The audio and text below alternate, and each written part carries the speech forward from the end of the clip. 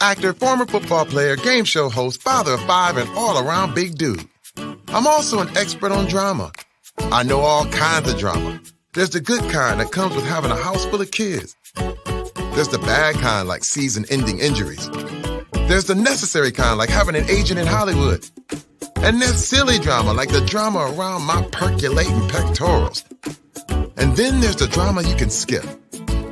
Skip the drama that comes with not having your high school diploma or equivalency. Find free adult education classes near you and finish your high school diploma. Visit finishyourdiploma.org. Or text diploma to 97779. Message and data rates may apply. Reply STOP to opt out. That's diploma to 97779. And leave the drama to actors like me. Brought to you by the Dollar General Literacy Foundation and the Ad Council. Adopt US Kids presents Multiple Choice Parenting. Your daughter just had her first breakup. Do you A, put yourself in her shoes? How could he do this to you? And for Sheila, she has split ends. B, console her? Oh, sweetie, this is going to happen a lot. 4, maybe 5 more times before you get married. C, take charge. Got to get this all straightened out. Give a little talking to, man to man, mano a mano. Hey, Steve! It's now a good time? No? Okay, no problem. Bye. Or D, help her find a new boyfriend. I know a great place to meet boys. The internet. Nice, single boys. Never mind. How about some ice cream? As a parent, there are no perfect answers. But you don't have to be perfect to be a perfect parent. Thousands of teens in foster care will love you just the same. For more information on how you can adopt, visit adoptuskids.org. A public service announcement from the U.S. Department of Health and Human Services, Adopt U.S. Kids, and the Ad Council. This is you over 30 years ago. Are we there yet? Are we there yet? And this is your mom when you drive her back from therapy. Are we there yet? Are we there yet? Are we there yet? Roles change without us noticing, and in your new role, we help you help. AARP gives you the information to help care for your mom so that you can have patience with her, just like she did with you. Visit aarp.org/caregiving or call 1-877-333-5885 to get practical health and wellness tips to provide even better care for your loved one. Are we there yet? Remember, visit aarp.org/caregiving. AARP. We help you help. A public service announcement brought to you by AARP and the Ad Council. When I was little, I didn't talk for a long time. I liked things to always be the same. Anything new or different would scare and upset me. I was very sensitive to lights and sounds. It was almost like I had bigger eyes and ears than everyone else. So I built secret hiding places where nothing could get in. I didn't like looking people in the eye. It made me feel uncomfortable. I'd throw big tantrums over little things like when my socks didn't match. Sometimes I'd do the same things over and over. Until one day, I found out I had autism. My family got me help. Slowly, I learned how to live with it better. You can see signs of autism in children as young as 18 months. Early intervention can make a lifetime of difference. Learn the signs at autismspeaks.org/signs. Brought to you by Autism Speaks and the Ad Council. It's Thursday night, and you're grabbing drinks with some friends. Started off with a pitcher for the table, which quickly becomes 2. There's pool. And there's the photo booth. All right, everybody squeeze in. Say cheese! Followed naturally by an order of wings. And another. Can we get some extra ranch sauce? Then there's the ceremonial nightcap. So what are we doing this weekend? And lastly, it's back to the car, which, if you're buzzed,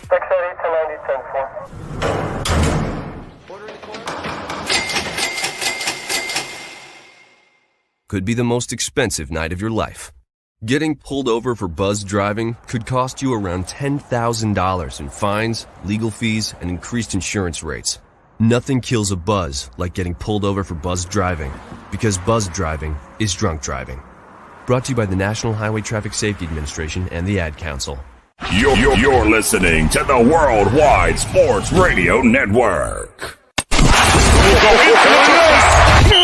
This is the MD's Fantasy Football Show with Dan Mader, giving you the X's and O's of all things fantasy on the Worldwide Sports Radio Network.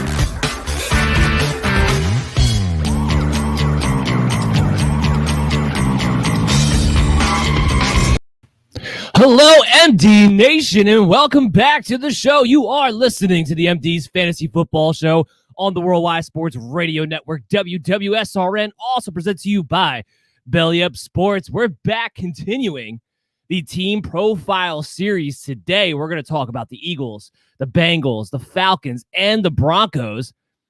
And I really shouldn't say we. It's just me today. We are going back to the roots today, MD Nation. If you guys just joined the show this past year, a new listener, a new viewer, this is what the show is built on. For the first 2 years of its existence, it was just me behind the mic trying to give you guys every variable, every way that you can look at a player to give you a full scope so you can make the best fantasy football decisions that you possibly could to help win your championships. Chris will be back next week. Don't you guys worry. He's not going anywhere anytime soon. But today is just going to be me on the mic. And I promise you it'll be just as entertaining as ever. And we're going to go through this. There's a lot to get into with these teams. A lot of fantasy value when you're talking about the players on these teams and their scopes, and a lot of interesting situations. Before we get into it, though, I want to let you guys know that this segment, the first segment, will be brought to you by Symbol. And that's SIMBULL, Symbol. Wall Street meets sports gambling in this innovative app. Symbol brings the fun of being able to play for the long term by purchasing, selling, and trading stocks of your teams. When your teams win, you win a payout. And when they lose, you don't lose money. The value of your team's share is all that matters, and it's easy to use. Just download the Symbol app on your Play Store and use the promo code MDS Fantasy for a $10 deposit of at least $10 or more. Join the fun of investing in your team for the long haul, where the sportsbook edge is put back into your hands as the player. For the latest and the most fun in sports gambling, download the Symbol app. And again, use the promo code MDS Fantasy for your $10 deposit today. So we had a lot of news that we got to talk about before we actually get into the team profiles.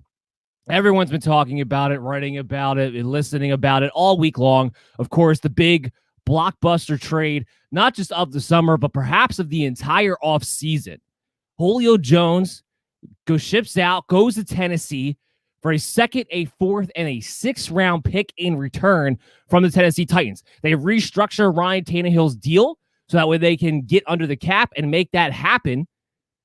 And now, from an NFL standpoint, this is probably one of the better things that Tennessee could do because their defense is still going to be questionable. They still didn't do a lot to really upgrade it.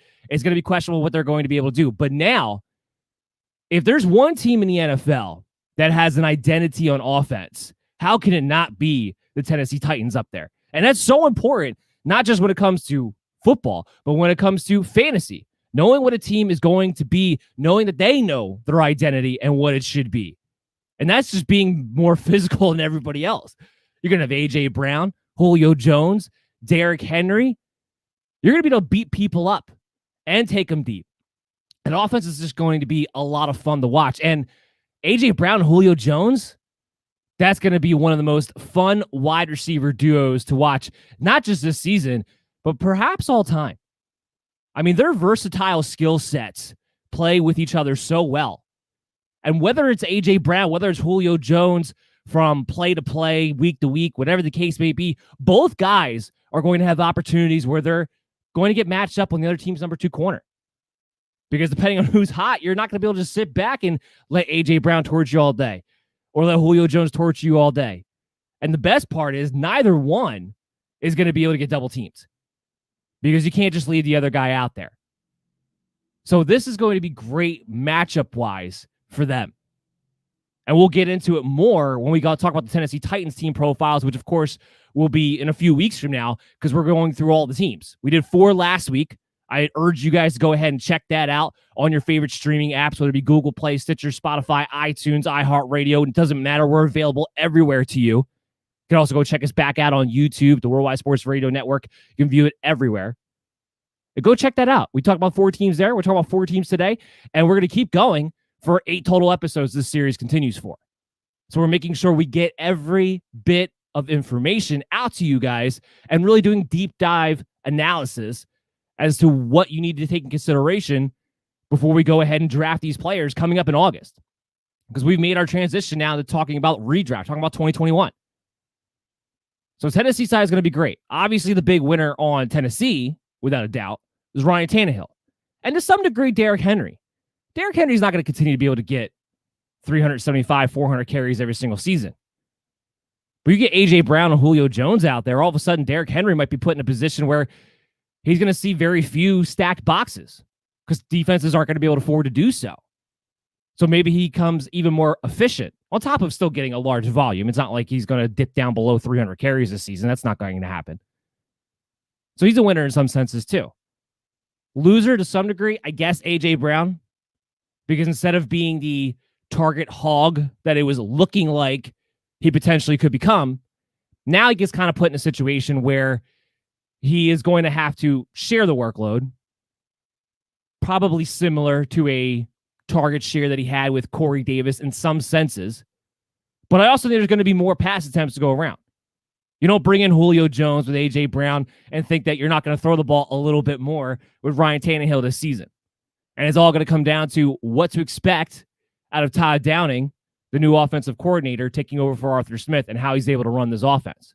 So we'll see. But we'll get into more Tennessee Titans in a few weeks.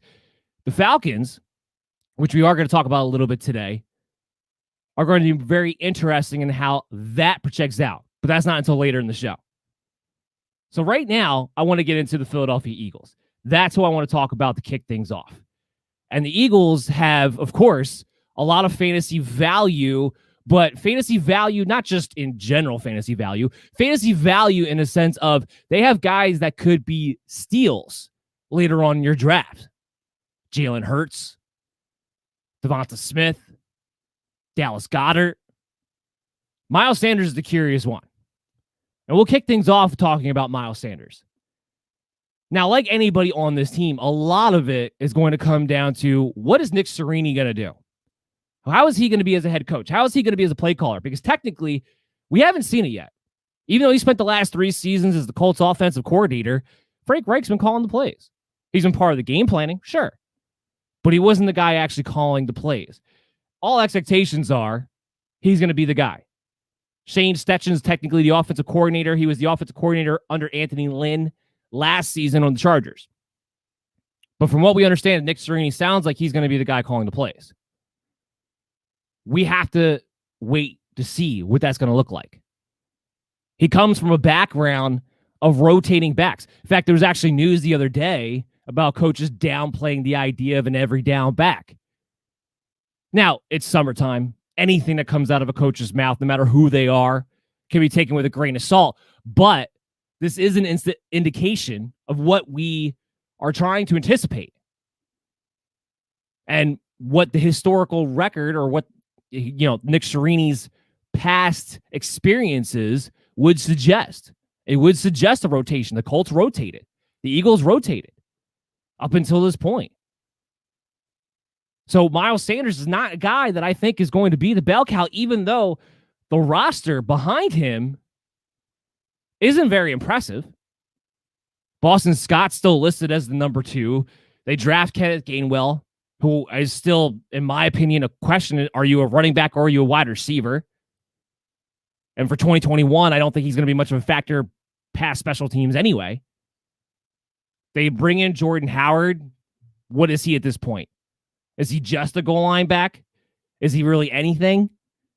And they also claimed Kerryon Johnson, who we know is just a guy as well. So the depth chart behind Miles Sanders is not very impressive, which leaves the possibility up in the air that because Miles Sanders is much more talented than the rest of this depth chart, in a situation where he should see a lot of the work. But that's not the way the Colts or the Eagles have run their business up until this point. It's just not. So that leaves the question mark. Does Boston Scott become Naeem Hines Is Miles Sanders going to have his target share ripped into that much on that level? I don't think quite to that level, but I think Boston Scott is going to be out there enough to be a nuisance, to take away a little bit from Miles Sanders. Sanders was the 23rd running back last year in half-point PPR leagues. And we talk about injury rate ratio last week, a new thing we're kind of implementing as a tool, not an overweighting system, but just a way to try to bake into the projections the injury risk that these guys may or may not have. Miles Sanders actually is not that big of an injury risk. I know he got nicked up last year, but up until that point and going back to his college years, I mean, all in all, our injury rate algorithm gave him a 16-1 ratio, meaning we're baking into the projections he only misses one game this season. That's essentially what that comes down to. So I'm not too worried about it from that standpoint. But the question is going to be Boston Scott. Does Jordan Howard, is he going to just come in on goal line situations, or will it be Kerryon Johnson? Miles Sanders, really to this point, hasn't been the goal line guy. Do they do that? I mean, had Marlon Mack not gotten hurt last season, we would have seen the Colts in a 3-man committee in a lot of games. In some games, we even saw that anyway. You go to the middle of the season where all of a sudden Jordan Wilkins was getting worked in, and Nyheim Hines was getting all that work. Jonathan Taylor owners ask him. They were at a point where they ripped their hair out midway through. So that's the question. I think Miles Sanders, this is his last real year to prove himself as that he can be a feature back in the NFL.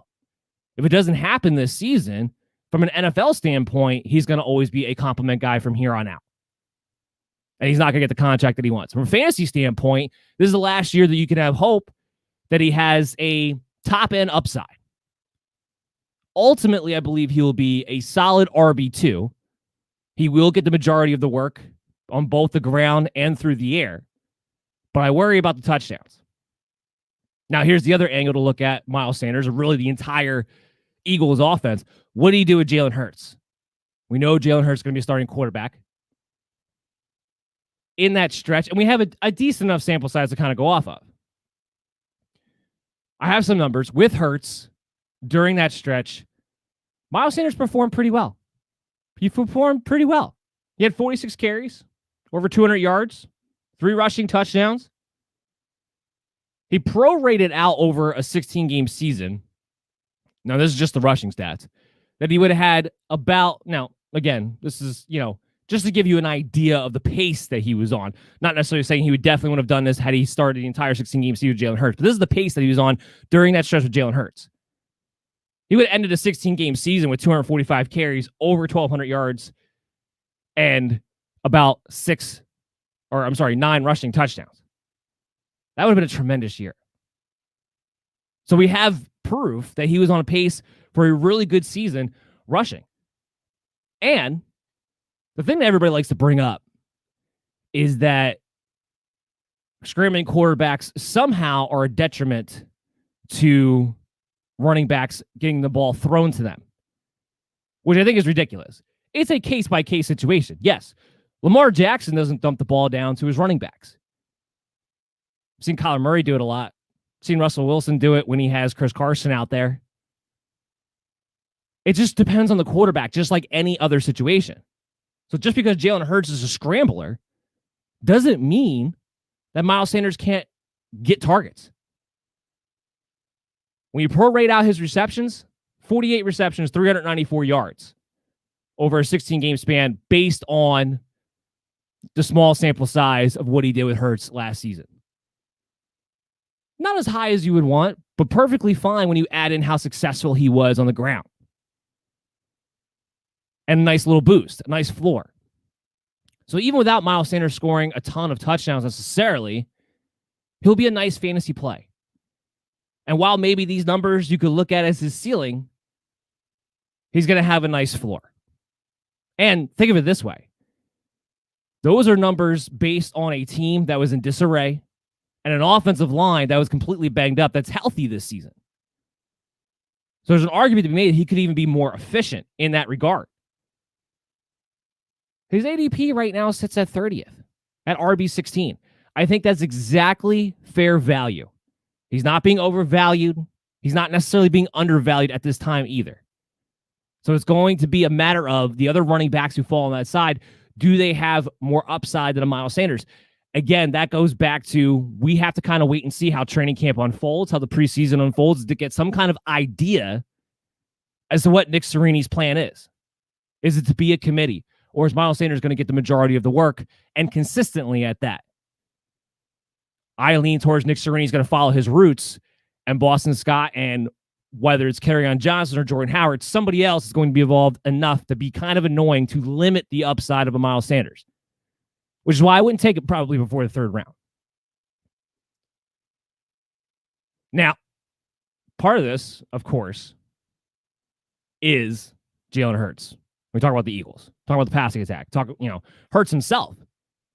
That's going to be the big key. Everybody wants to know, is he going to be the sleeper? Is he going to be the Kyler Murray, the Lamar Jackson from the past couple of years, guys that you could draft later on that because of their rushing you knew had great upside and came through for you? Hurts is in a position where he could be that guy. He had a fantastic fantasy run last season.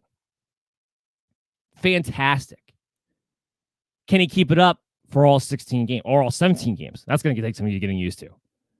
All 17 games. If he doesn't get hurt, why not? We know his rushing will give him a floor. What's his ceiling, though? What could he be passing? Because the quarterback, he wasn't very good. 55% completion percentage. That's terrible. That's beyond terrible. And we're going to get into the pass catchers in a second, but that limits the ceiling of the wide receivers if he's going to be that inaccurate. The opportunities were there. He prorated out to having over a 600 pass attempt season had he played all 16 games last year. So the attempts were there. Yards, not bad. Prorate, 4,500 yards, 26 passing touchdowns. Here's the kicker. Now, this wouldn't have happened, but the pace that he was on when he played last season put him at about 200 rush attempts, 1,200 rushing yards, 5 rushing touchdowns. That is the rate of which he was running last year. Even Lamar Jackson, who led the league or led the quarterbacks in rushing attempts, was about 139.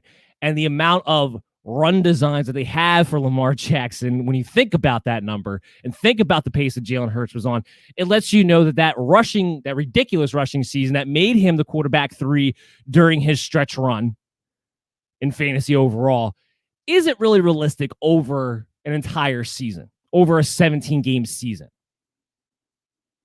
So that's where you don't want to get caught over drafting Jalen Hurts, but because there are so many good quarterbacks this year, I don't think it's going to be a problem. It hasn't been a problem to this point. Right now, his ADP is 80th, and he's about the QB 10. That's good value. If you're drafting him at his ADP, I think you're getting him at a little bit of an undervalued price overall. Because this is somebody who has top 5 potential. This is still not going to be a great defense. It's still going to be in the NFC East. We're going to play the Dallas Cowboys. Washington has improved their offense. The Giants have improved their offense. We might see some pretty high-scoring showdowns this season just within that division. And if Hurts is having a hard time completing passes, he's going to run to try to move the chains. And the great thing about it, too, with Jalen Hurts, that is, there's nobody behind him to take the job. Nobody's going to take that job away from him. So all in all, I went through my projections, my preliminary projections here. And I should probably give you guys what I projected out Miles Sanders to. We'll get back to that in a second. All in all, in a 17-game season, I have him getting about 386.8 fantasy points, which should put him in the range of sniffing the top 5, certainly the top 8. So if you're getting him at QB 10, which is his current ADP, you're getting him at a heck of a value because you know the rushing is going to be there. I'm projecting him for over 100 rush attempts, 700 rushing yards, and 7 rushing touchdowns, and that's the key. He's going to be utilizing the goal line on a read option. Because while they have better wide receivers now, drafting Devonta Smith and I guess Jalen Reagor going into his second year, still not a lot of great options on the perimeter. We know Zach Ertz is probably on his way out. They'll have Dallas Goedert, which will be helpful as a blanket. But there's going to be a lot of situations where Hurts's legs is going to be what they lean on to move the chains. So ultimately, Jalen Hurts is a good value as it projects out as of now. And I have him plenty attempts. 4,200 yards passing, over 600 attempts, about 26 passing touchdowns, about 13 interceptions, roughly what I have him projected to. I think that's a safe projection. I think that's a safe stat line that you can go with. And a safe stat line with Jalen Hurts puts him in the top 8. And he has more upside than that if he can just be a little bit more efficient completing his passes. Now, I'll get back to Miles Sanders because I didn't give you guys what I projected him out to be. I have him about 220 carries, just over 1,000 yards, 8 rushing touchdowns, 54 receptions, 400 receiving yards, 2 receiving touchdowns, about 232 fantasy points. It makes him a very solid RB2, consistent RB2, because if he's getting that kind of a pass workload, which I suspect that he would in this offense, because I don't think Boston Scott's enough to take it away from him completely. I think you're in a good situation there with Miles Sanders at his current ADP. So far, those are guys that can be valued. I think good reason to be. Not worried about Jalen Reagor when it comes to the Philadelphia Eagles. It's one of the reasons I do like Devonta Smith quite a bit as a rookie wide receiver, what his upside could potentially be. The thing about Jalen Reagor is he's already got an injury rate ratio early on, even going back to college. He's got an 8-to-1 injury rate ratio. So we're expecting him to miss at least 2 games, or at least we're baking in 2 games missed into his projections. Ultimately, I still have him about just shy of 700 yards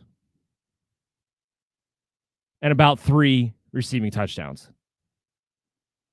Because this is going to be the Devonta Smith show. Now, the one thing I will say is that Jalen Reagor will get bumped to the outside. They keep talking about, we'll move him to the slot, we'll move him in and out with Devonta Smith. Maybe that'll be the case. But ultimately, Jalen Reagor's there to stretch the field for Devonta Smith to be able to operate as the featured wide receiver. But this is where, going back to Jalen Hurts' completion percentage, his inefficiencies as a passer, it just puts a cap on these guys.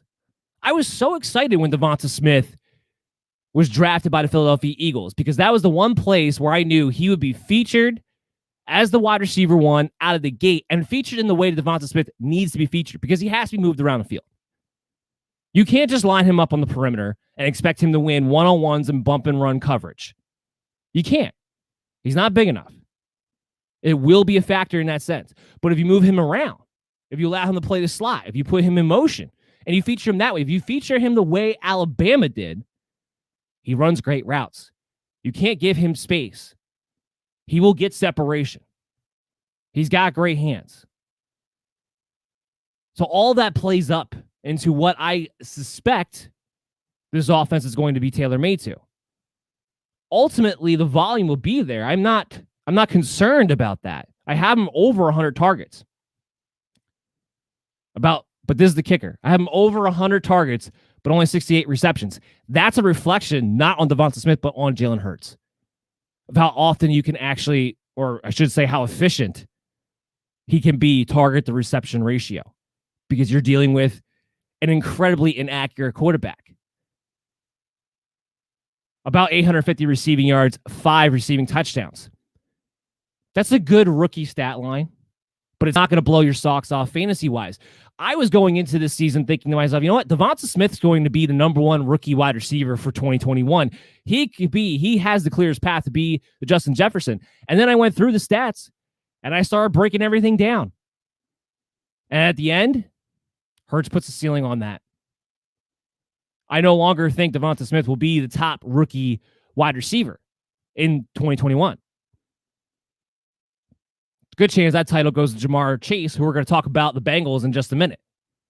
But that unfortunately, is something that a lot of people I don't feel like are talking about because they're getting caught up in the targets, which will be there. They will. But you're not talking enough about the inefficiencies of Hurts as the quarterback and what that does to the pass catchers and limiting their ceiling. Now we go to Dallas Goedert. Another guy who's an 8-to-1 ratio. So we have 2 games of him missing baked into his projections. But Dallas Goedert, he is the one pass catcher I think has tremendous upside. And of course, it's because it's from a tight end standpoint. We're able to go off of, what we saw last year out of Jalen Hurts with Dallas Goedert. Dallas Goedert was the only pass catcher who had an above 50% efficiency between targets and receptions with Jalen Hurts. So he's the only pass catcher that Hurts showed he could actually hit more than 50% of the time. So that's the good news when you're looking at Dallas Goedert. You have a chance to be a little bit more efficient as a tight end. He had 17 targets, 11 receptions on 120 yards from weeks 14 through 16, which is the 3 games that Jalen Hurts both started and finished. I don't really count week 17 when it comes to Jalen Hurts when I'm looking at these sample sizes.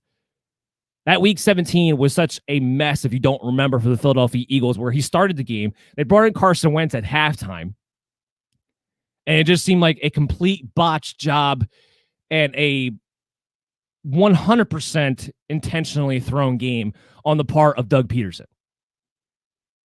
Whether that was just to get a better draft pick or whatever the case may be, but it looked like the Eagles went into that purposely wanting to lose that game, especially after switching to Carson Wentz in the second half and putting everything in disarray at that point and completely lost the locker room I shouldn't say just one halftime because he was losing the locker room anyway, but that was the icing on the cake. That became clear. So getting back to Dallas Goedert, when you prorate him out with that, he didn't have any touchdowns. Obviously, we expect him to get some receiving touchdowns, but it would have been about 80 targets, 48 receptions, 640 yards. Now, here's the key when you're looking at Dallas Goedert. As of now, Zach Ertz is on the Philadelphia Eagles. So you have to take that into consideration. But I do not expect Zach Ertz to be a Philadelphia Eagle come week 1. Even if it means they wind up cutting him at some point, I do believe a trade with somebody will probably get done. They may have to rework his contract to make it a little bit more appeasing. We'll see exactly what happens. I don't expect him to be a week 1 starter, but I do have to project him out at least take him into consideration because he is on the team right now. Again, we're talking early June right now. A lot of these, that's why I call them preliminary projections. A lot of these projections are going to change by the time we get to August. This is just to get an idea of a reasonable expectation on these players of what their value could be. And then we update as we go through training camp because thank God it's not 2020 anymore. We're not in the middle of a pandemic. We're going to get news all throughout the year. And just a quick reminder, if you want to keep up to date on the player news out there for free, all you got to do is go to social media at BellyUpMDFF Show. Follow us. Make sure your notifications are on because we're constantly keeping you up to date with what's going on, what's important for your fantasy football players. So follow that along. I have Dallas Goedert projected for 100 targets even, 70 receptions, 762 yards, 5 receiving touchdowns. That number will go up the second Zach Ertz leaves. Right now, I have about a 70-30 split between the two.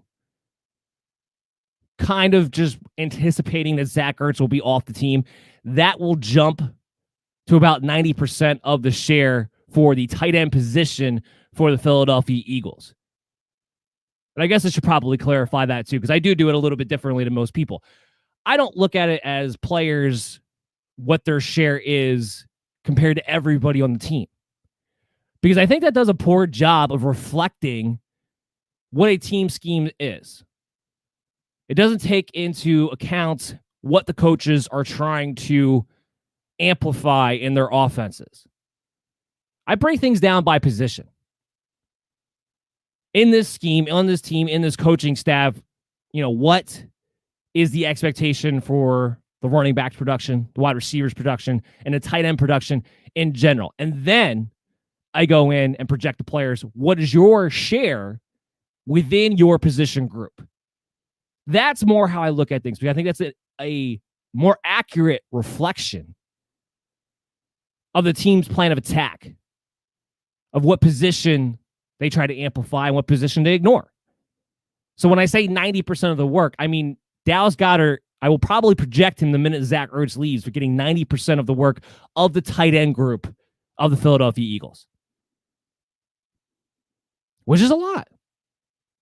And Dallas Goedert is now in his prime tight end years. If you're not familiar with it, and everybody's probably is going, or at least will be by the time the summer is over, because no one can stop talking about Kyle Pitts and the argument going back and forth as far as rookie tight ends, what to expect. Well, if you're wondering what is the expectation for a tight end to break out, it's usually year 3, year 4. That's where Dallas Goedert is right now. So he's in a prime breakout year, in a prime situation where we don't expect Zach Ertz to be there, so he can finally be the lead guy, with a quarterback who his only efficient target during his short stretch last year was Jalen Hurts being able to throw it to the tight end, Dallas Goedert. And when you look at Devonta Smith, when you look at Jalen Reagor, when you look at the receiving pass catchers for the Eagles to begin with, Dallas Goedert's the one guy that you can see being utilized more so in the red zone. He's going to be top 10. The question is going to be, does he have enough to compete for top 6? And I say he's going to be right there. And right now, Dallas Goedert is a hell of a value that you can get in the double-digit rounds and has the upside of the Hawkinsons, the Kyle Pittses, the Mark Andrews. The upside for that range is there with Dallas Goedert. So that kind of closes out the Philadelphia Eagles and what to expect. Again, just to recap quickly, a lot of value there. Jalen Hurts is a good value. Miles Sanders potentially could be getting undervalued a little bit if he's able to hit closer towards his ceiling. But right now, he's a good value. Dallas Goedert is being undervalued. That's where you can get a steal at on this team. Devonta Smith's being overvalued. There is a limit to his ceiling because of Jalen Hurts as the quarterback. So he's being overvalued. So avoid that. Avoid really all the Philadelphia Eagles wide receivers, or at least when it comes to Devonta Smith anyway, don't overpay, because there is a pathway where maybe Hurts does take a step up this year and become more efficient as a passer, where they just feature Devonta Smith to the point where he's getting force-fed the ball every single week, and the volume is such that he just is able to produce at a consistent rate.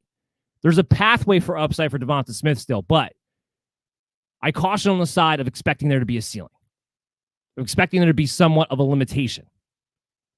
So just kind of keep that in mind. But let's move on. Let's talk about a very, very exciting team this year in the Cincinnati Bengals. Joe Burrow, amazingly enough, seems like he's going to be ready to go week 1, which is incredible when you actually think about it. He didn't just have an ACL. This guy completely tore everything you could possibly tore in your knee. I mean, everything.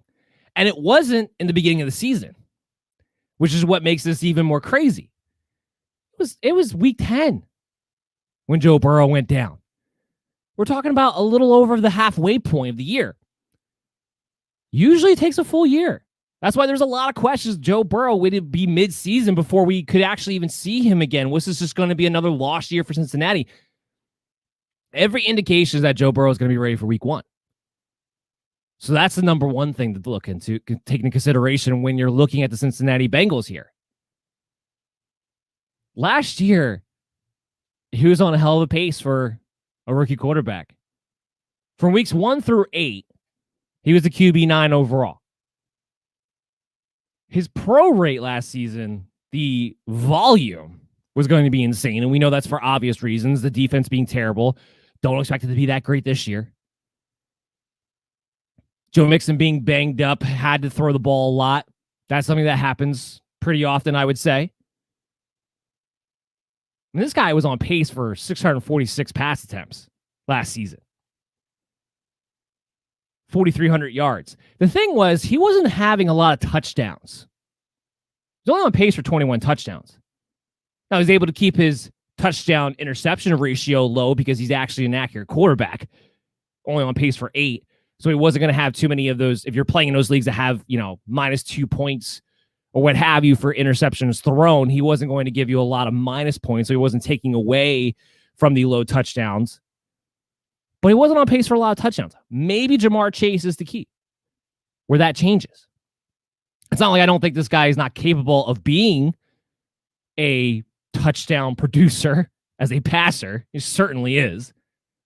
But it was just interesting to note.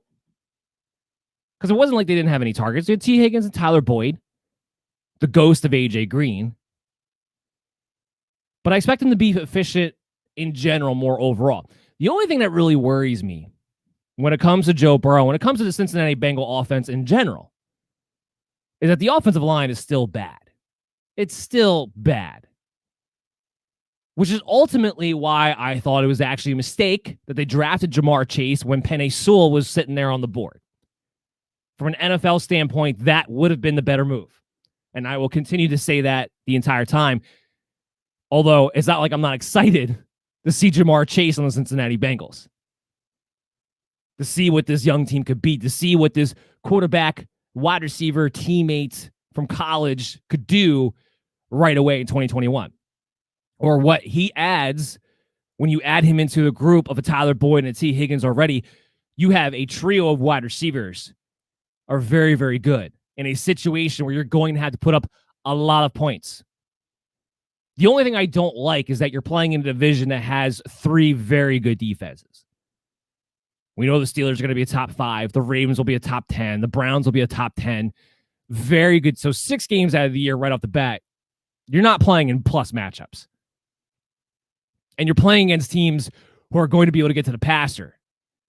I mean, the only team in that group who had a hard time with it last year was the Cleveland Browns. You have Myles Garrett and Jadeveon Clowney. I have a feeling the Cleveland Browns are going to be a little bit better of a pass rushing team this year. So again, it goes back to the only Achilles heel of this group when you're talking about it from a fantasy standpoint, with Joe Burrow in particular, is that offensive line is still not very good. So that's the only thing that concerns me. But everything else, I mean, the offensive line wasn't very good last year. When Joe Mixon went down, they didn't have a good running game. And he was still QB9 up until he got injured. So Joe Burrow, again, and this is why when we go into August and we go into 2021, why it's going to be very, very important that you don't overdraft the quarterback position. And I know that sounds like a broken record when you listen to all of the fantasy shows out there, because we all tell you the same thing. There's a reason. There's a reason for that. This is the one time that you're going to hear me get on the bandwagon or sound similar to a lot of other experts out there. There is a reason why we plead with all of you not to overdraft the quarterback position, especially if you're not playing in a super flex league. There's so much value, and there's more than there ever has been, especially when you're talking about guys late who have great potential. Joe Burrow is going to be one of those guys. Garbage time points, really good offensive skill set players, has already shown that he could be a very good, efficient passer in an offense that is a good scheme. I know there's a lot of questions about Zach Taylor as a head coach, and rightfully it should be. He really hasn't done anything yet. Of course, he has pretty much had a void of talent since being in Cincinnati, but still, this is the NFL. You're expected to produce results at some point. So I wouldn't be surprised if he is a little bit on the hot seat, but his scheme, coming back from Sean McVay and the Rams, fits the personnel they have to a T. Let's dive into Joe Mixon, because he's going to be another key, not just for your fantasy teams where you should value a guy like a Joe Mixon, but he's going to be a key for that offense in general too. Now, of course, the downfall with Joe Mixon, got to make sure we use the last name there, Joe Burrow, Joe Mixon, of course, is the injury rate ratio. It's 4-1. 4 games played, 1 game missed. That's his ratio. That is the risk with a Joe Mixon. So we have to bake in him missing 3 to 4 games in his projections to make sure his value reflects the injury risk that comes with a Joe Mixon. He's only had one 16-game season in his career so far. That's it. Last year, I'm not going to give you his actual numbers from last year. I'm going to give you what his pro rate was, what his pace was. Because this is where you start to get into his upside of what his potential is and why, even after burning fantasy owners for the past couple of seasons, why he is still a guy of great intrigue and why you can't ignore him, why you still get excited about him, why there's a lot of people this year who are excited about him. Joe Mixon was on pace for over 300 carries last season, over 1,100 yards, about 8 touchdowns, over 60 targets, over 50 receptions, 368 yards and 3 touchdowns. That was his pace. His pace would have made him a top 10 running back. Not really telling you anything you don't already know about Joe Mixon as far as what his upside is, but just to kind of instill that in you. This is an RB1 when he's on the field, which is why he still has great potential, why he still has great value. My projection for him this season, when baking in the 4 games missed, just over 200 carries, 850 yards, 5 rushing touchdowns, 52 targets, or 62 targets, 50 receptions, 372 receiving yards, 2 receiving touchdowns. Puts in about 190 fantasy points total for the season, which is about 14 and a half, a little over 14 and a half points on average in half-point PPR leagues. Whenever we talk about projections and fantasy points, we're doing this show from a half-point PPR standpoint because that is the majority of leagues at the moment, although PPR, full-point PPR, is kind of getting there right there neck and neck. And next year, we might have to make the transition and talking more about full-point PPR, but we'll get there next year if that winds up being the case. As of right now, the industry standard is still half-point PPR, but barely. So that's why when we talk about this, we're talking about from a half-point standpoint. And it's not a bad way to go. Has a little reflection of standard leagues out there, so we're not too far off from what your standard leagues would be for those of you who are still playing in that. And it's not too far off as far as where guys are valued in, comparison to one another in full-point PPR as well. So it's not too far off from that standpoint. But that's what we do. So his average, if you were to actually put together a 17-game season, he's actually looking at 248 fantasy points if he could actually have a year where he stays healthy. That puts him right there. It puts him top 10. His ADP right now is 19. Not running back 19 overall. That's his ADP at the moment. That's about right. Because you have to take into consideration the risk that comes with a Joe Mixon. He can't be any lower than that because he is a true RB1 guy when he is on the field. He's a true bell cow. And that you can't ignore. That's why you have to have him that high. You can't draft him any later than that. Am I going to take the chance on him? Yeah, I am. One of the reasons I would take the chance on him is because Giovanni Bernard is not there. And while Giovanni Bernard in a full scope, when you look at it from a game-to-game situation, wasn't stealing a ton of work from Joe Mixon, it was the situations that made Giovanni Bernard annoying to Joe Mixon owners. Because they go 2-minute drill and Gio would be out there. A lot of third downs, Gio would be out there. Just taking away from key situations for Joe Mixon to really be able to pad his stats, especially in the receiving game. He's not going to have that problem anymore. Joe Mixon is going to be a true full bell cow. The question is, will he stay healthy? But even in a situation where we are expecting him to miss 4 games this year, he's still a solid RB2 with high upside. A high-end RB2 with high upside, which makes him worth the pick in that late second round territory. I'm not going to shy away from him. I'm never going to shy away from a player just because he's burned others in the past, or even myself. He's burned me too. A new season's a new season for a reason. It's just about valuing people correctly. So let's talk about the receivers. Let's talk about the pass catchers of the Bengals. This gets tricky. Who's going to be the number 1 target? Is it Jamar Chase because he has the chemistry with Joe Burrow going back into college? Is it Tyler Boyd because he plays a slot? He is the safety blanket of this offense. Does T. Higgins take another step up from his very productive rookie season in his sophomore year and develop even more as a wide receiver? Ultimately, this is the way I look at it. All three of these guys are going to be pretty close to each other as far as their target share goes. So no matter who winds up being the number one target, he's not going to be getting that much more volume than any of the other two guys. I do have it slightly being Jamar Chase, just based off of that. And I didn't think I was going to do that originally. But when you look at the roles of these guys, Chase is actually probably going to play that Robert Woods role most likely of the two receivers. We know Tyler Boyd's going to stay in the slot, the Cooper Kupp role. The key for me was that T. Higgins was probably going to play that Brandon Cooks, Sammy Watkins, the deep threat role, be more of the level of the field stretcher. So when you look at it from that standpoint of the roles of these guys, Zach Taylor's offense, where it comes from, what to expect, ultimately it breaks down to Jamar Chase probably being the target share leader. But again, they're all going to be very, very close to one another. I have both T. Higgins and Jamar Chase getting plus 120 targets and Tyler Boyd just behind him with 113.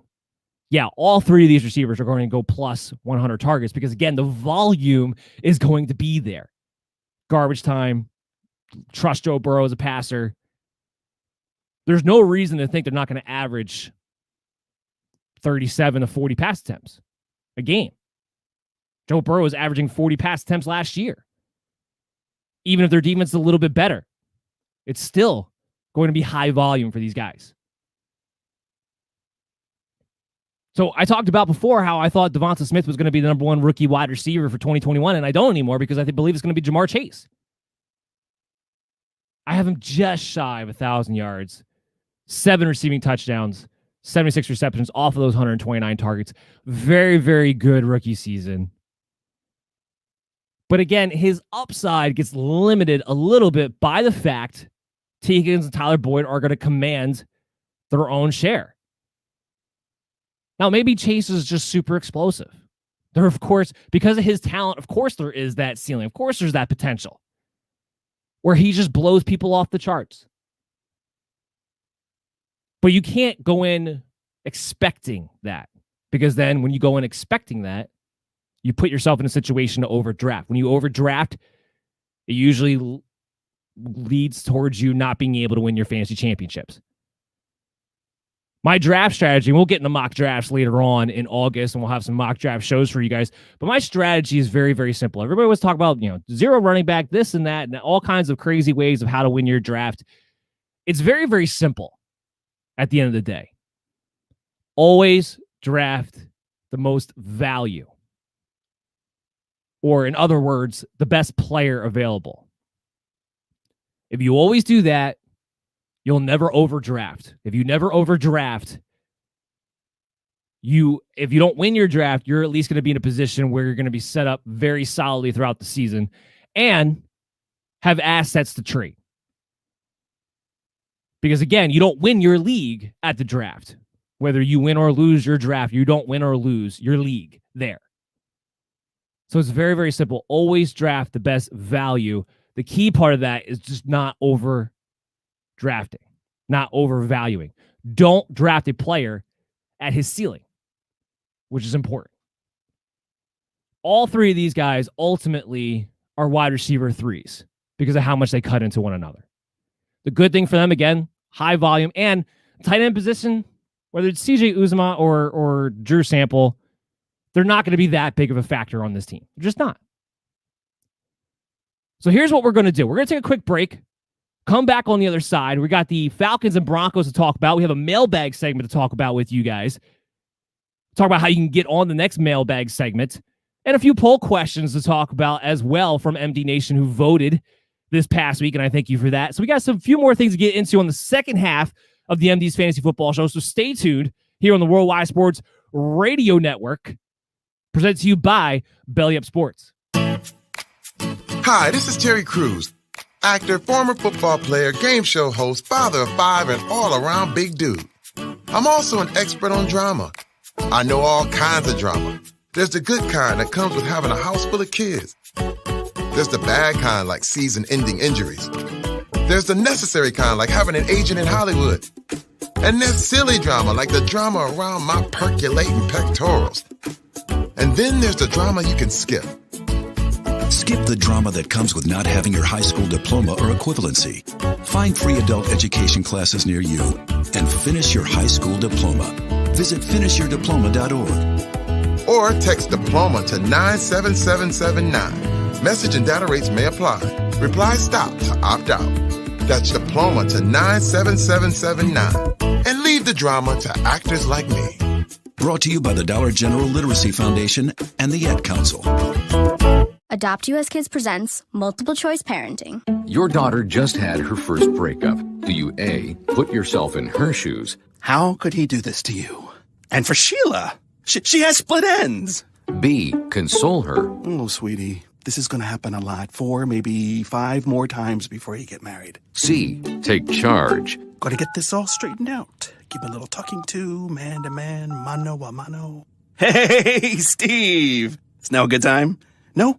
Okay, no problem. Bye. Or D, help her find a new boyfriend? I know a great place to meet boys. The internet. Nice, single boys. Never mind. How about some ice cream? As a parent, there are no perfect answers. But you don't have to be perfect to be a perfect parent. Thousands of teens in foster care will love you just the same. For more information on how you can adopt, visit adoptuskids.org. A public service announcement from the U.S. Department of Health and Human Services, Adopt U.S. Kids, and the Ad Council. This is you over 30 years ago. Are we there yet? Are we there yet? And this is your mom when you drive her back from therapy. Are we there yet?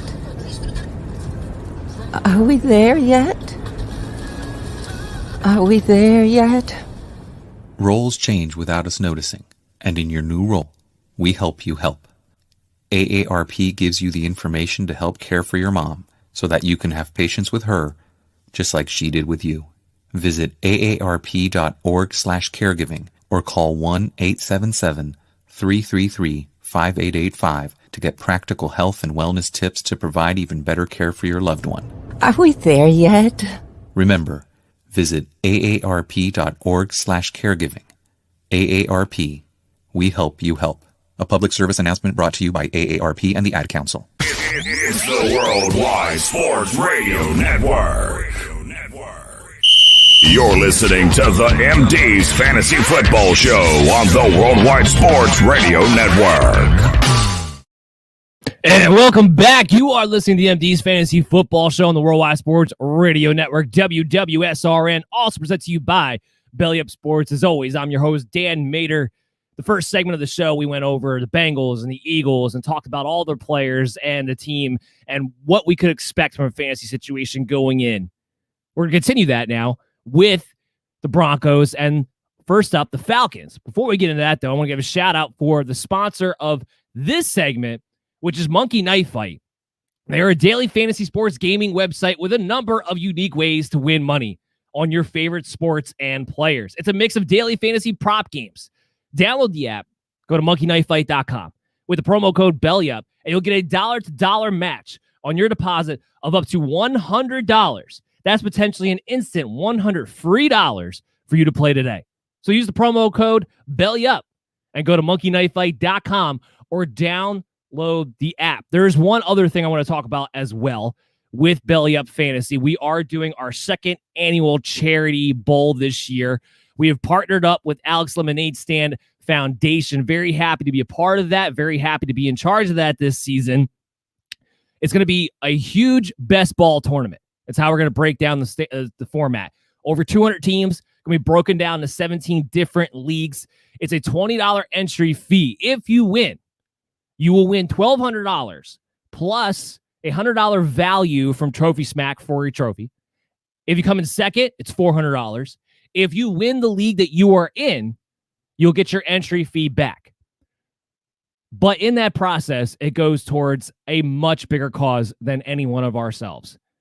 It's for the fight of childhood cancer with the Alex Lemonade Stand Foundation. So we will be making, off of your entry fees, over a $2,000 donation to Alex's Lemonade Stand Foundation. So you get to play in a best ball tournament. You can take me on and several others of our writers and experts at Belly Up Fantasy Sports. And then you'll also have the chance to win some big money while contributing a donation to Alex's Lemonade Stand Foundation. And every single entrant gets credit for being part of that donation to the Alex Lemonade Stand Foundation. All you got to do is go to bellyupfantasysports.com/bellyupbowl. You can sign up. There's a form there on the website. You can sign up for, and then we'll get you all the information after that. The drafts will probably take place sometime in mid-August, but something we're very excited for, and we hope all of you will come out to join this tournament and the fight against childhood cancer. So hopefully we'll see you for that. So let's continue on. We got the Atlanta Falcons. Boy, I picked the right week to talk about the Atlanta Falcons.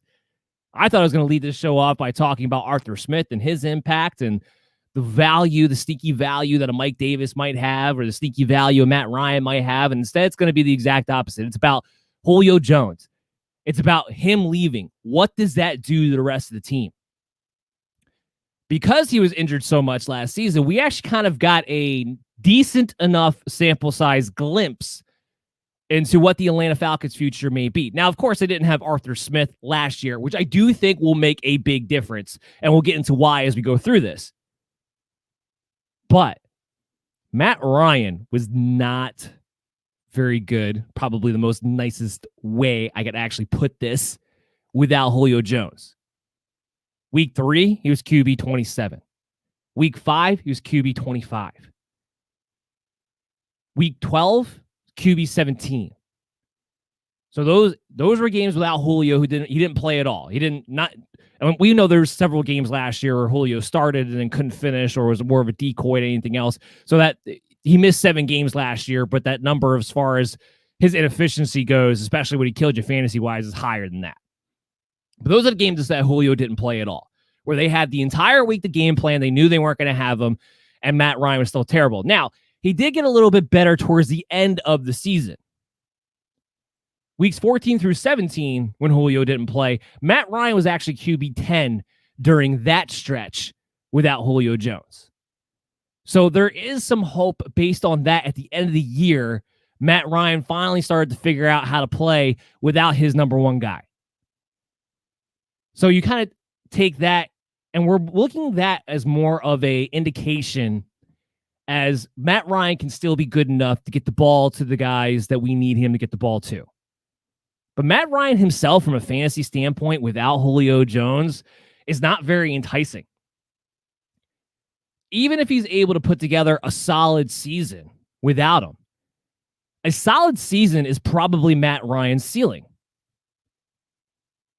He's a guy that you're looking at that, yeah, he might finish as a high-end QB2, hover around that top 12 area, fight for that low-end QB1. But that's his absolute ceiling. And it's more likely he finishes more as a top-end QB2. And it's not a lot of upside. It's not like Matt Ryan runs a ton.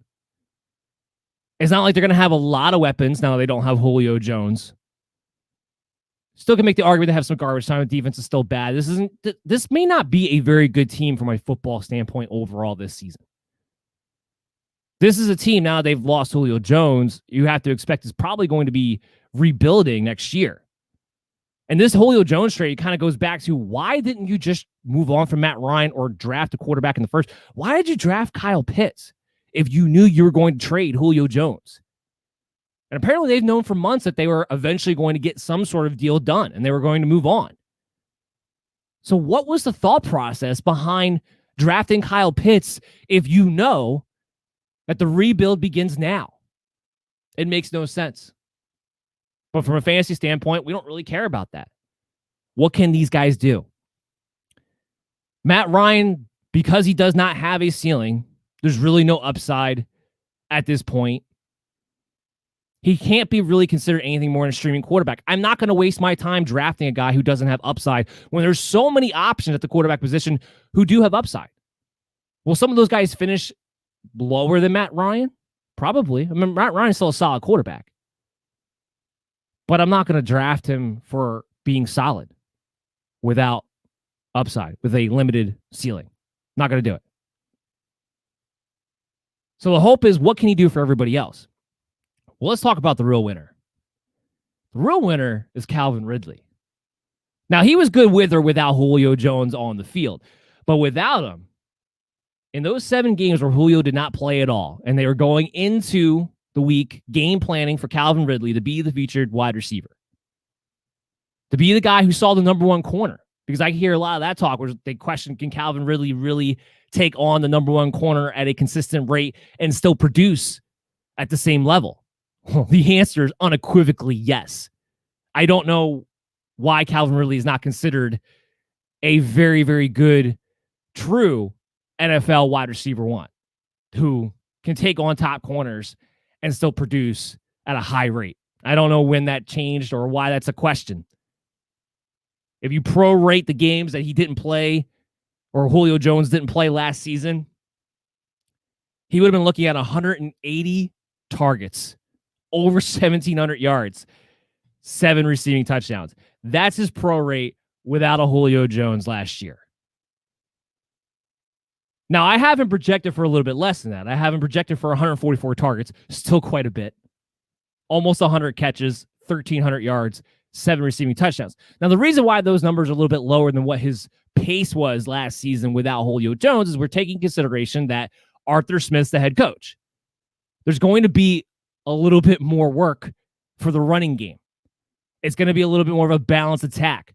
I think you're going to see a lot of 2 tight ends in this offense, especially now that Julio is gone, because they don't really have a true third receiver on that team. And we'll get into that in a second. But Calvin Ridley is a wide receiver, a bona fide wide receiver 1. Without a doubt. With a high floor and a high ceiling without Julio Jones there. His ceiling's that pace last year. 180 targets is a possible ceiling for Calvin Ridley.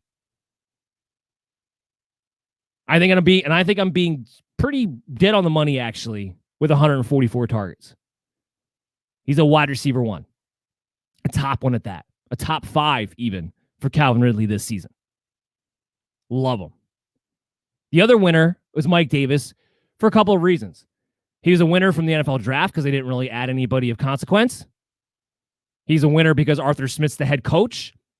He's a winner because I think this guarantees they go more 2 tight end set and open things up for Mike Davis. I think this is a team that's going to be very predicated on play action. And even though Matt Ryan's not Ryan Tannehill when it comes to the mobility factor, and Mike Davis is not Derrick Henry, he's in a great situation. Mike Davis is a bittersweet player for me because he's one of those guys that my gut instinct, my heart, is telling me I don't necessarily want to trust because I don't like trusting players who are average to above average players at the end of the day when it comes to the NFL. But my head, my calculus, the fantasy football perspective is that there's no way to build an argument where you can't come out on the side of Mike Davis is a great value with a great opportunity. Where his floor is a very solid RB2. It's a great system, great coach. Like I said, I think they're going to run a lot of 2 tight end sets, so he's going to have the extra blocking help. And there's nobody else of consequence to take the work away. There's just not. We saw him be able to perform at a high rate last year when he gets to be the featured guy, especially since he got to be involved quite a bit in the passing game. I don't think that changes in Atlanta. Now, does the rate change a little bit? I don't think he gets as many targets in that, but he's still going to be the number 1 guy in every category across the board when it comes to the Atlanta Falcons. Right now, he is, and this shocked me, he's 71 overall in ADP. RB29, that's his ADP, which is shocking because there's been so much hype around Mike Davis. Everyone seems to recognize the opportunity that is laid there beforehand. I was surprised to see that he's being drafted as an RB3. That is undervaluing. That is a guy that you target if you can get him in that range. Talk about taking the best value. He's the best value in that position, in that situation. Is there a little bit of an injury factor? To some degree. We saw him get a little bit banged up last year. We saw him fizzle out towards the end of the year. So I think there is a reasonable question to put out there. Can he handle that kind of a workload for the entirety of the season? Is he a guy that potentially flames out for you when you get to your fantasy playoffs? The answer to that is yes. There is a potential for that, for this type of player, that he could be flaming out when you need him most. But he's too good of a value to pass up with the opportunity that he has before him. I have him for 260 carries, over 1,100 yards, 8 rushing touchdowns, almost 50 receptions, 300 receiving yards, and 2 receiving touchdowns. I have him for about 230 fantasy points, 13.5 points on average. If he hits those numbers, and I didn't think I was projecting him at a ceiling when I did this. If he hits those numbers, you're talking about a high-end RB2 with possibly sneaking into that top 12 area. And right now, he's going as RB29. So far, he's the value of all the teams that we talked about, of all the players we talked about. Now, outside of Calvin Ridley, the big guy everyone's talking about is Kyle Pitts. I have Kyle Pitts for 100 targets. I'm just going to lead off his projections first. Won't get into it. I have him for 100 targets, 73 receptions, 650 receiving yards. Now, that's where I do believe I am probably projecting him a little bit on the low side. And we have to see how Arthur Smith is going to use him. Is he going to use him like he's used Jonnu Smith in the past, where he's more of a red zone threat? Probably not. Probably going to use him a little bit more as a wide receiver, flex out type of option, which again goes back to them using a lot of 2 tight end sets. Which goes to Hayden Hurst is going to actually still be involved. Involved enough where I think Hayden Hurst limits the ceiling of a Kyle Pitts to some degree. Don't hear what I'm not saying. I'm not saying because of Hayden Hurst, Kyle Pitts can't be a top 5 guy. That's not what I'm saying. But what I'm saying is that he is going to be capped a little bit because Hurst will be involved. He will be out there. He may steal some touchdowns. He's going to steal some targets because they're going to be on the field a lot together. And even if Kyle Pitts, he's not going to be a wide receiver. Maybe he gets utilized like Jimmy Graham got utilized in the Saints, where he's going to flex out a lot, but ultimately he's still going to be on the in line. He's still going to be in that territory. Kyle Pitts is a true generational talent. He is. But I've seen other guys, other tight ends who were drafted high, who had incredible athletic profiles, still need the 3 years that it typically takes for a tight end to be able to break out. I've seen Vernon Davis, who at the time was the craziest athlete we've ever seen at the tight end, went number 6 and still took years to break out. TJ Hawkins is a high pick. He had a good season last year. We're waiting for him to break out this year. What did I say at the beginning of the show? The draft strategy is very simple. Take value. Do not overvalue. That's the number 1 rule of that. Do not overvalue. If you draft Kyle Pitts in the 5th round, if you're drafting him to be top 5, you're taking a very real risk of overdrafting him, of overvaluing him. Because he would have to do something unprecedented to return the value on your investment. Not saying that he can't. Not saying that he's not talented enough to do so. Not saying that he's not in a good enough situation to do so. He has a good quarterback, a good system, and now there's been a lot of targets that are just vacated. But he still has to do something unprecedented to return the value of what you're drafting him at. As of right now, he's getting drafted as the 7th tight end, but this is also a lot of numbers based on pre-Julio Jones trade. So I think in a few more weeks, we'll have a more accurate idea of what Kyle Pitts is now being valued at from the public post-Julio Jones. So I think we're a couple of weeks away from that. But that's what we're looking at right now. That's my big thing about Kyle Pitts. There's some reasons to expect some limitations on his ceiling. The big key is don't overdraft him. Now, if you can get him at his current ADP, which is the 7th tight end, I'm fine with that because he'll definitely be a top 10 guy with upside. That's fine value. But I expect that to rise. So we'll see exactly what happens there. As far as anybody else in the Atlanta Falcons, Russell Gage, yes, he's in a position where there might be some added volume unexpectedly. Do I think he's probably a wide receiver 4? Do I think he's somebody who belongs on your fantasy team as a bench player, a bye week fill in here and there in half point, full point PPR leagues? Yeah, because the volume is going to kind of be there to some degree. But again, he is an average player. This isn't a guy with an upside skill set. He's been in the league for a while, who still hasn't broken out. I'm not expecting him to suddenly have some come to Jesus moment this year out of nowhere for fantasy football expectations. He's a guy. I expect the third receiver to be Zacchaeus. I don't care about him from a fantasy perspective at all. The only question will be, does he limit the touchdowns going around because he is a nice big target? But Calvin Ridley, Kyle Pitts at the right value, Mike Davis, that's what I'm targeting out of the Atlanta Falcons.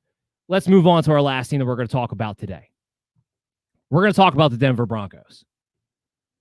And there's a lot to talk about with the Denver Broncos. First off, who's going to be the starting quarterback? I believe it's going to be Teddy Bridgewater. It should be Teddy Bridgewater. Now, here's the amazing thing. In almost every statistical category, there's not a huge difference between a Drew Lock and a Teddy Bridgewater.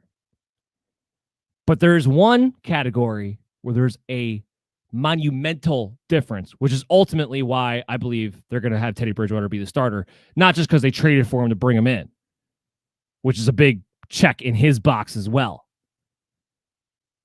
But the completion percentage. Drew Lock, 57 completion percentage last year. Just beyond horrendous. Teddy Bridgewater, on the other hand, 69. And if you want to say, like, well, maybe part of it's Drew Lock through deeper passes. They're very similar, actually, in their yards per completion. Teddy Bridgewater, 11.3. Drew Lock at 11.5. Very similar. The big difference is the completion percentage. Touchdowns are actually kind of the same. Teddy Bridgewater did throw more picks than you would expect a quarterback who's been that accurate to throw, through 11. The other difference between the two as far as their own personal value goes is Teddy Bridgewater is a much more mobile quarterback, or at least gets a lot more production rushing the football. I mean, I don't think people realize this, but he had 5 rushing touchdowns last year. He went just under 300 yards on 50 rush attempts. Teddy Bridgewater has some mobility to his game. Bridgewater, unless the Denver Broncos find a way to trade for Aaron Rodgers, there's not going to be a quarterback in Denver I'm going to be looking at from a fantasy standpoint. But Teddy Bridgewater coming in as a more accurate quarterback, what can that mean for everybody else? Still kind of remains to be seen in a way. Because you have Cortland Sutton who's coming back off of injury. And how that's all going to break down with Jerry Jeudy and KJ Hamler and Noah Fant and those weapons. Bridgewater not known for throwing the deep ball, although he did make an effort last year to try to be more aggressive when he could be. Here's the other thing about Teddy Bridgewater. I'm surprised I haven't heard anybody bring up. You're matched up now with Pat Shurmur, who has a history of making quarterbacks like Teddy Bridgewater very productive and making that offense of his run very well. Need I remind you of Case Keenum on the Minnesota Vikings? How great of a year he had. That was with Pat Shurmur. I think Teddy Bridgewater is a lot better than Case Keenum, but the point is they are similar as a quarterback. More conservative when they have the choice, accurate, making decent decisions, more game managers that are just there to kind of make the offense go. Case Keenum was very productive. Teddy Bridgewater can fit that very similarly with great weapons. So this is going to help guys like Cortland Sutton and Jerry Jeudy. Does it give them the ceiling of being big play threats one after the other? No, I do think their ceiling is somewhat capped by the quarterback play, even though Teddy Bridgewater would be an upgrade. It's still capped to some degree because the big plays, the chunk plays aren't necessarily there, especially given the talent that these guys have, and it could be if they had a better quarterback. But the efficiency, the solidness, the floor is there. Cortland Sutton, I have him projected for 123 targets, 74 receptions, over 1,000 yards, and 6 receiving touchdowns. Makes him a very solid wide receiver 3, and I do believe I'm a little bit more on the lower side of his range of outcomes with that projection. And the reason for that, of course, is he's coming off of an ACL season, and we haven't seen Cortland Sutton and Jerry Jeudy on the field together.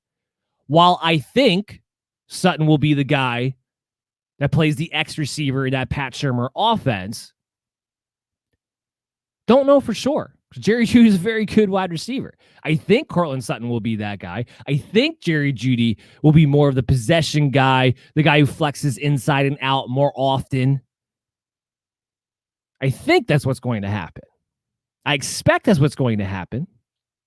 I expect Cortland Sutton to be more of the Justin Jefferson and Jerry Jeudy to be more of the, I expect Cortland Sutton to be more of the Adam Thielen and Jerry Jeudy to be more of the Stephon Diggs as far as what roles are going to play in the Pat Shurmur offense going back to his Minnesota days. But because we didn't get to see it last year, there's no real way to know for sure because these are both very good wide receivers, which ultimately is what you get back to at the end of the day. I do think Cortland Sutton is more of the number one target. Slightly. I also have Jerry Jeudy going over 100 targets. There's not a big gap between the two of them. But here's something about Jerry Jeudy that I keep hearing and I keep laughing at because I don't understand why it's relevant.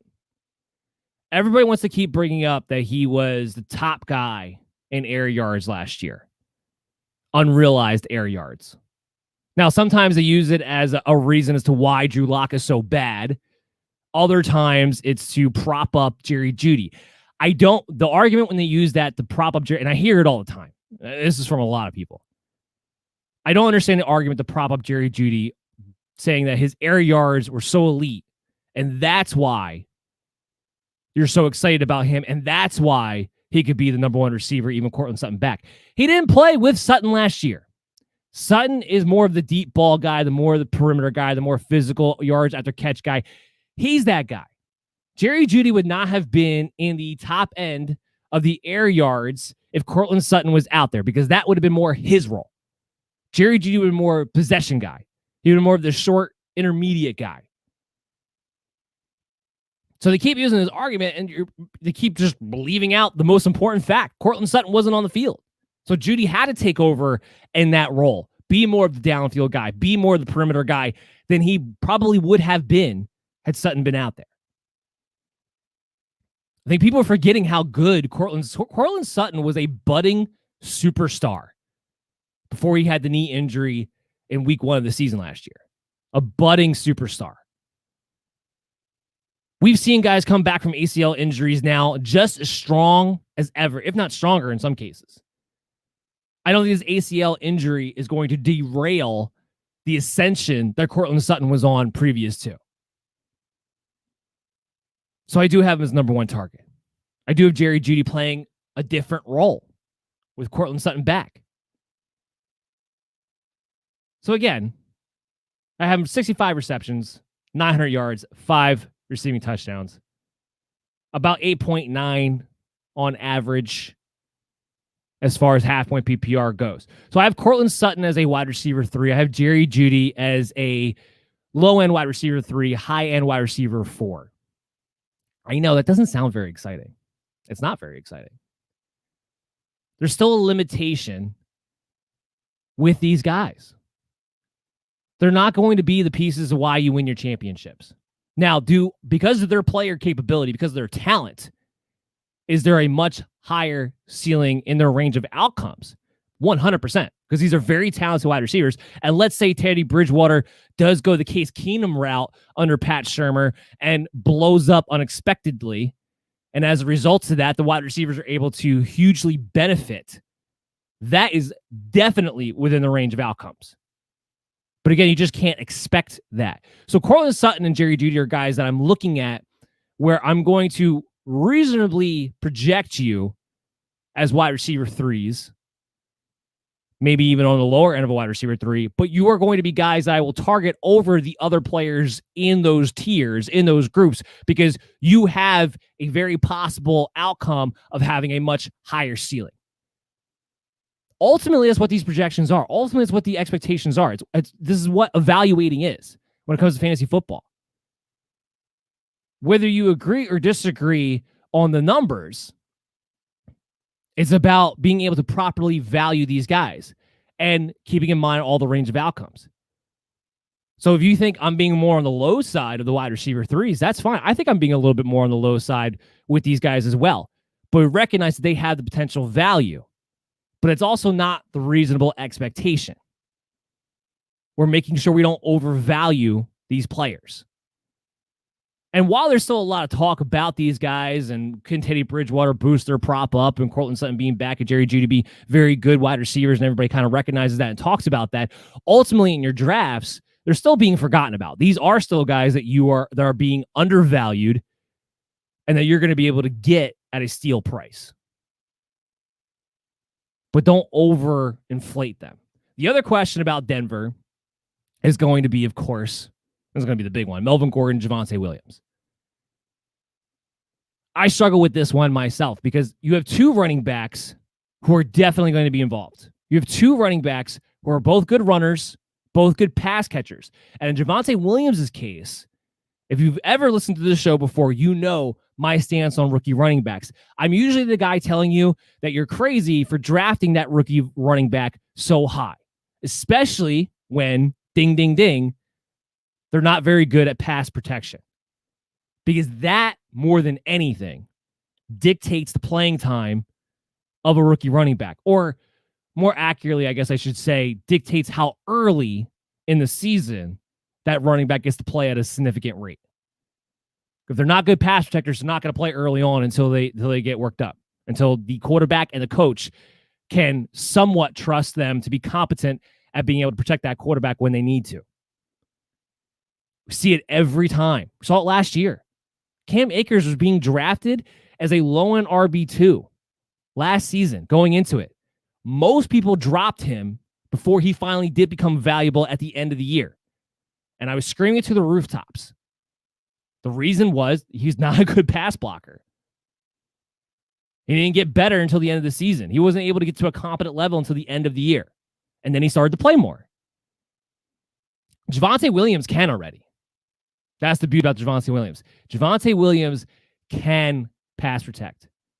So that's not going to hinder him. But at the same rate, Melvin Gordon's not going to go anywhere. He's still making $8 million this year. He's still a pretty good running back. He had a pretty good season last year. The difference will be this. When does Melvin Gordon get hurt? He has a 5-to-1 injury rate ratio. He's had one 16-game season in his entire career. So him missing a few games, in this case, we have him missing about 3, baked into his projections. That's going to be an expectation that we have. So the question will be this for Javonte Williams. Once Melvin Gordon goes down and he takes over, is he so impressive that he becomes the quote-unquote the guy after that? Or do they continue to rotate these guys? I think there's a real chance early on that Melvin Gordon's actually leading the way for the first couple of weeks. But I also think in general, there's a pretty good chance what we're going to see is a series-by-series rotation, kind of like what you see out of a Nick Chubb and a Kareem Hunt. Where one series is Nick Chubb, the other series is Kareem Hunt.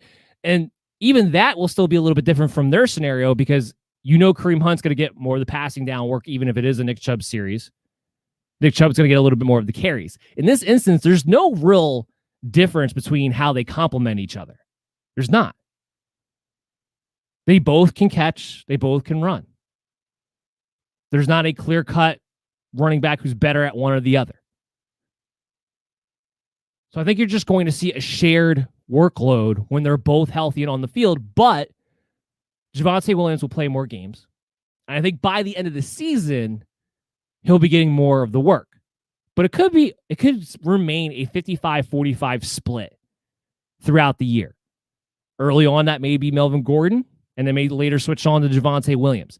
But that's the question. So Javonte Williams is in a position where he's definitely valuable. Pat Shurmur always produces very good running games for fantasy. But he's also a guy who's in a prime position to be overvalued. Now, his numbers I have are a lot different than Melvin Gordon. I have Melvin Gordon projected around 150 carries, Javonte Williams around 212. That is kind of being where Melvin Gordon not playing a full season comes to effect. So there's going to be a few games where Javonte will get to be the bell cow guy. So his numbers get inflated in that sense. I have Javonte for a very good year. Just under 1,000 yards, 7 rushing touchdowns, 48 receptions, 300 yards, and that's with a 55-45 split in his favor by the end of the season. That's with Melvin Gordon being involved. I think what you have to do with Javonte is you can't take him higher than the 4th round. You have to draft him as a lower end RB2 who certainly has some upside. But because he is in a team with a Pat Shurmur, it's going to get these guys involved. He's going to be very good. He's going to at least be a flex play, if not an RB2, starting in week 1. With a guy who could possibly be a league winner by the end of the year. But don't go into your draft expecting him to just outshine Melvin Gordon or for Melvin Gordon to suddenly be a moot point. These guys will both be involved. So again, just make sure you don't overvalue him, overdraft him. Noah Fant is the other guy. Now, Noah Fant has a bad rep for being injury prone. It's actually not the case. Yes, he was nicked up last year, but he actually still played 15 games. He found a way to be out there. Now, I know every single week, because I can remember when we're doing the show, he was questionable. Noah Fant's questionable. Noah Fant's questionable. But he found a way to be out there. And he was hindered by that injury when he was out there. Except for early on in the season, I can't remember a time that I think Noah Fant ever looked like he was 100% after that. But Teddy Bridgewater, who's on the Saints, did a good job getting the ball to the tight ends. They didn't really do it last year, but that's more of a Joe Brady thing than it is a Teddy Bridgewater thing. Noah Fant is going to be a good pass catcher.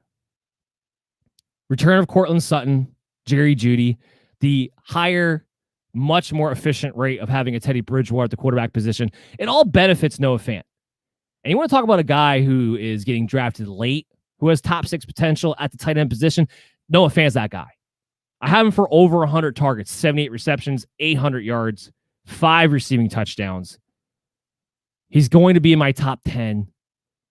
I don't think he has a huge ceiling because, again, it goes back to Teddy Bridgewater, why Cortland Sutton, Jerry Jeudy, I don't think can be expected at a huge ceiling, even with an improvement at quarterback. But this is a guy who's going to be a top 10 tight end because his skill set has some upside to get in that top 8, dare I say, close to 6 range.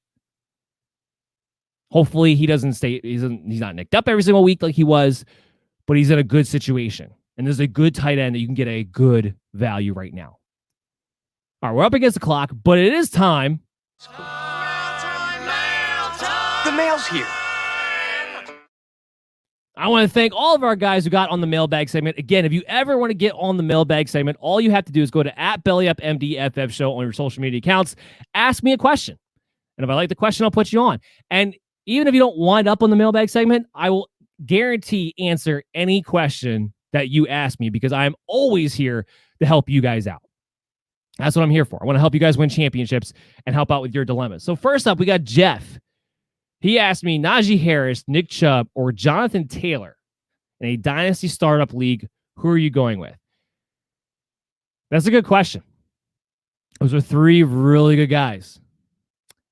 And in a dynasty startup, I'm going to have to go with a Nick Chubb.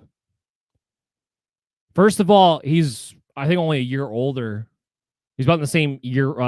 He's a couple years older than Jonathan Taylor, but I think he's about the same age, a year older than Najee Harris. It's not a big difference there. Remember, Najee Harris is an older rookie coming out. He's already shown that he's a superstar in this league.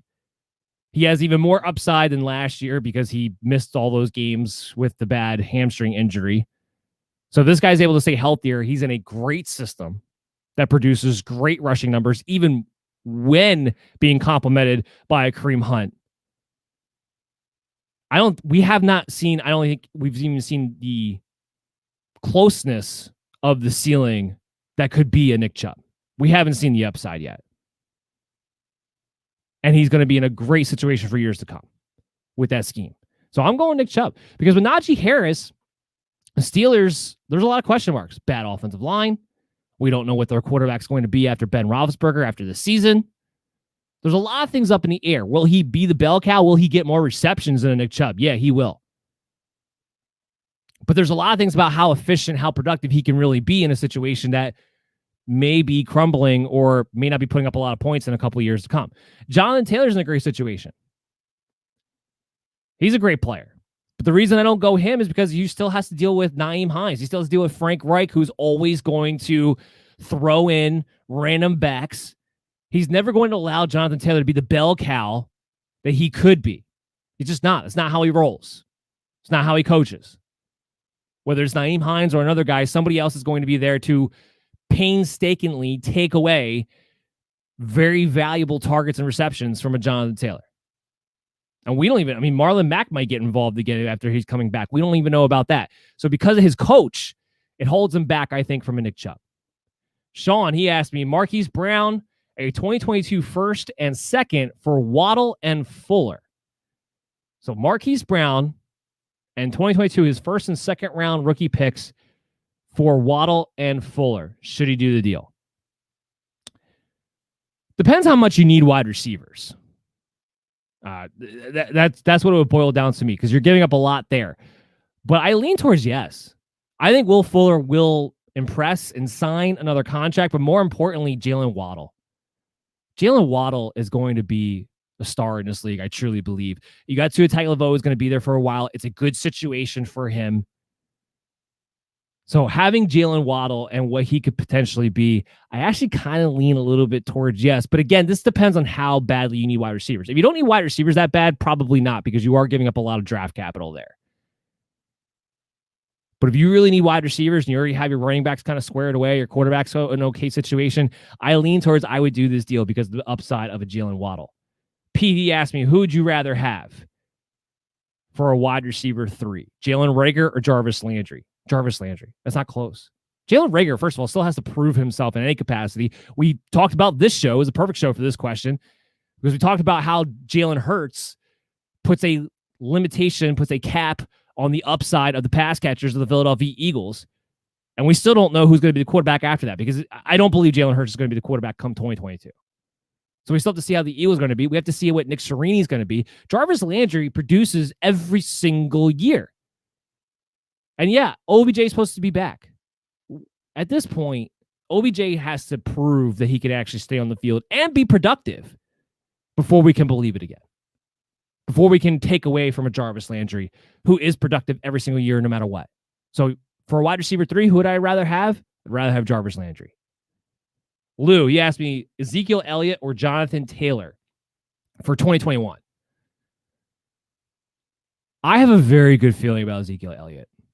All the indications from camp are that he is looking great, that he is in better shape than he's been in for the past couple of seasons.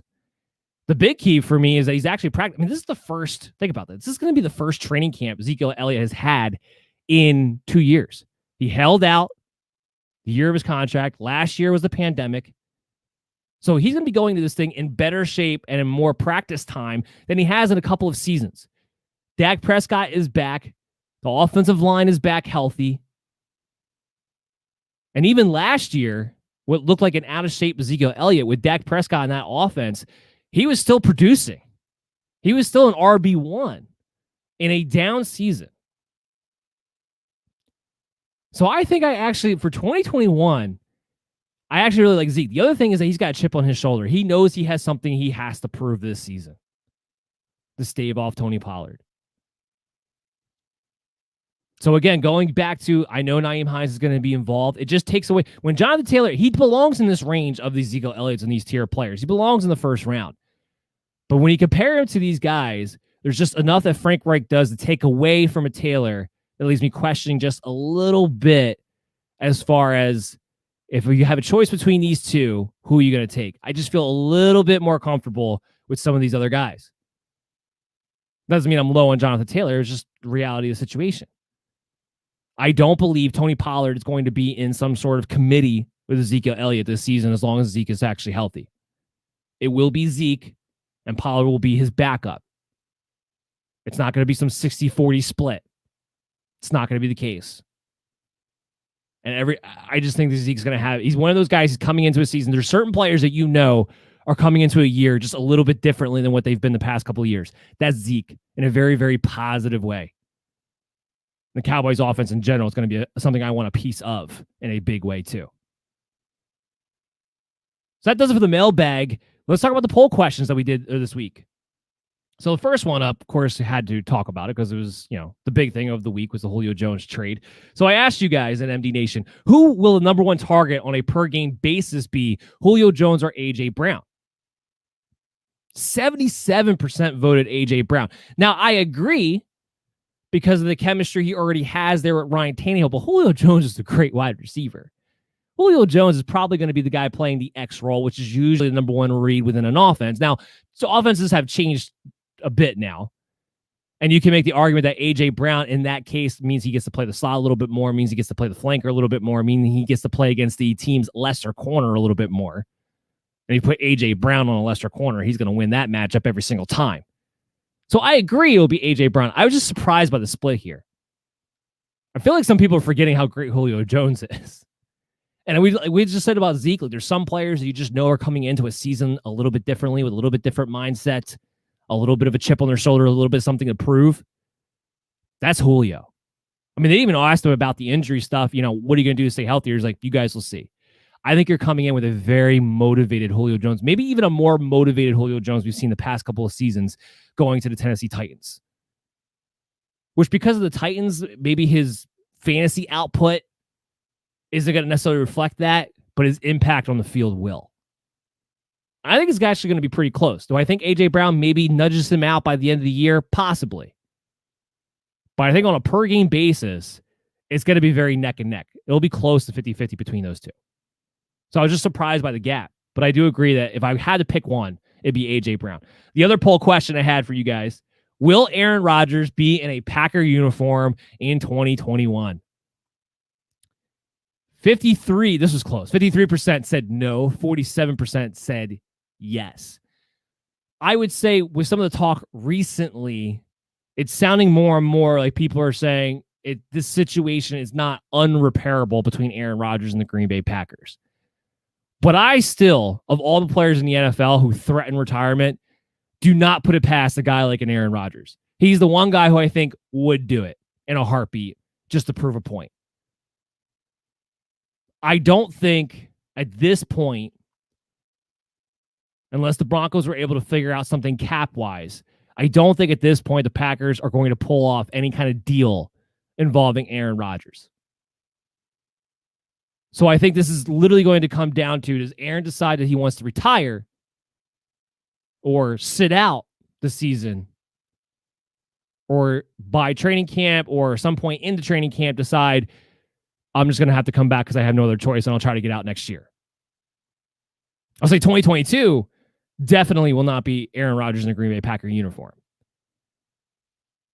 I think that's why I'm 50-50 on this. I think the polling reflected 50-50 on this. If I'm going to put a wager down, I'll put it down that Aaron Rodgers will come back this season because there's a lot of money he'd be leaving on the table if he did it. Not that he needs it.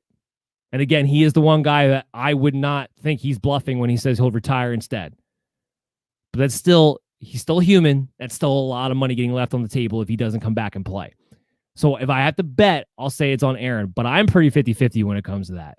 And this is going to be something we're going to have to watch very closely.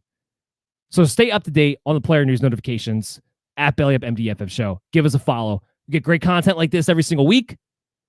All throughout the week, we talk to you guys and interact with you guys, and we're trying to just do the best we can to give you the edge for your fantasy football leagues. Next week, Chris will be back We're continuing on with the team profile series. So make sure you check that out. Check us out on your favorite streaming apps, Google Play, Stitcher, Spotify, iTunes, wherever, YouTube, wherever you like to go. Watch this video. We have a lot of great stuff coming up for you guys. We'll be back next week from 11 a.m. to 12:30 p.m. on Friday on the Worldwide Sports Radio Network, WWSRN, also presented to you by Belly Up Sports. I'm your host, Dan Mader. Everybody have a great weekend, and we'll see you again next week.